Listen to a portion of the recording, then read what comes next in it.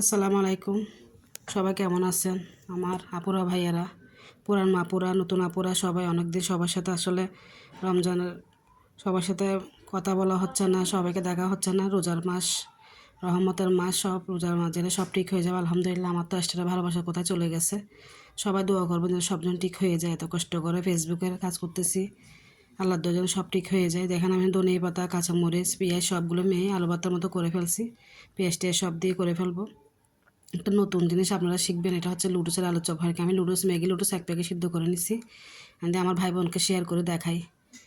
আমি এখানে একলা শিখবো, সবাইকে শিখার তো আর শেষ থাকে না। দেখেন আমি ডিম ভিতরে দিয়ে একটা ডিমকে সিদ্ধ করে 4 পিস করে আমি আলু ভর্তা করে লুডুসকে নতুন জামা পরাচ্ছি। সবাই নতুন জামা পরবে ঈদে, আলু কেন নতুন জামা পরবে না, তাই আলুকে আমি নতুন জামা পরাই দিচ্ছি।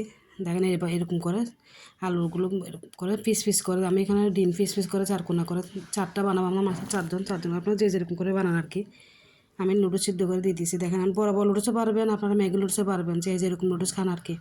সিদ্ধ করে নিছি আমি সুন্দর করে নতুন জামা পরে দিচ্ছি আলুকে। এরকম করে আমি 4টা সুন্দর করে করে নিব, তারপর আমি তেল ভিজে নিব, আর কিছু না এখানে। আর খুব সহজ কাজ। এটা আপনারা ইফতারে 10-15 মিনিট আগে বানিয়ে ফেলতে পারবেন। রেডি করে ফেলছি দেখেন আমার নুডলসের আলুর চপ। এখন আমি তেলে দিয়ে দিব। আপনারা সবাই এরকম করে খেয়ে দেখবেন, অনেক মজা। আমি খেয়েছি বলে আপনাদেরকে খাবার জন্য বলতেছি, এরকম করে খেয়ে দেখবেন, অনেক মজা।